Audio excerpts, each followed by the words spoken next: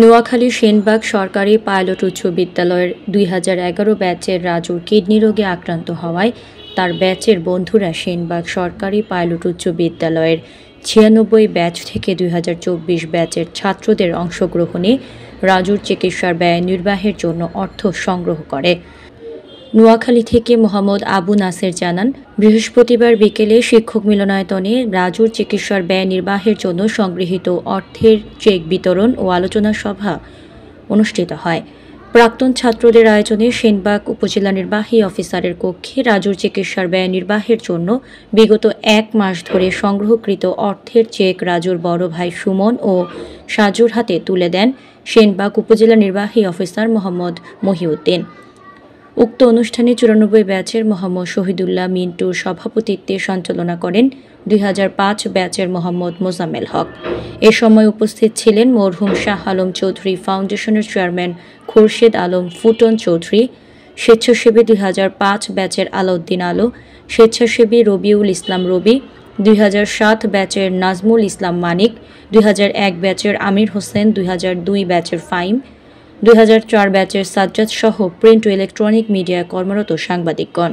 উক্ত চেক বিতরণ অনুষ্ঠানে সেনবাগ উপজেলা নির্বাহী অফিসার মোহাম্মদ মহিউদ্দিন বলেন, রাজুর কিডনি রোগে আক্রান্ত হওয়ায় সেনবাগ সরকারি পাইলট উচ্চ বিদ্যালয়ের তার ১১ ব্যাচের বন্ধুরা সহ সেনবাগ সরকারি পাইলট উচ্চ বিদ্যালয়ের প্রাক্তন ছাত্র ও এলাকার দানবীরদের অংশগ্রহণমূলক দানের সম্মিলিত অর্থ ১৭,১৯,০৩৭ টাকার তহবিল সংগৃহীত হওয়ার বিরল দৃষ্টান্তের নজির স্থাপিত হয়েছে।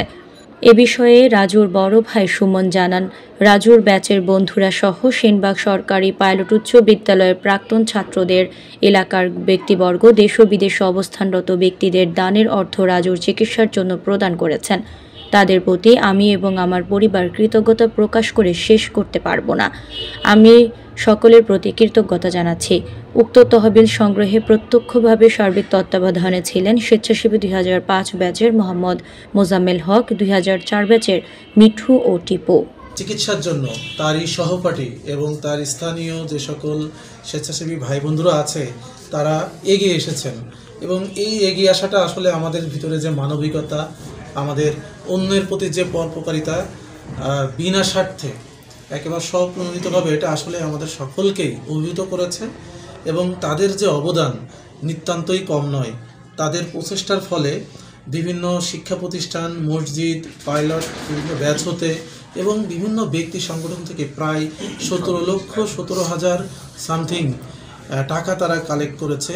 এই বন্যা পরবর্তী দুর্যোগকালীন যে সময়, তার মধ্যেও তাদের যে এফোর্ট, এই ১৭ লাখ টাকা নেহায়েত কম নয় এবং তারা বিনা স্বার্থে তাদের বন্ধুবাৎসল সহমর্মিতা থেকে এবং সবার প্রতি যে দায়িত্ববোধ থেকে করেছে। আমি আসলে অভিভূত। আমি সেনবাগ উপজেলা প্রশাসন এবং সেনবাগ সামগ্রিক সকলের পক্ষ থেকেই তাদেরকে ধন্যবাদ ও কৃতজ্ঞতা জানাচ্ছি। আমরা কিছুক্ষণ পূর্বেই তার ভাইয়ের হাতে চেক হস্তান্তর করেছি। আমরা আশা করব এই অর্থ দ্বারা রাজুর সুষ্ঠু চিকিৎসা হবে এবং সে আবার সুস্থ হয়ে আমাদের মাঝে ফেরত আসবে। আমি তার বন্ধু সহ সকল স্বেচ্ছাসেবীর প্রতি ধন্যবাদ ও কৃতজ্ঞতা জ্ঞাপন করছি।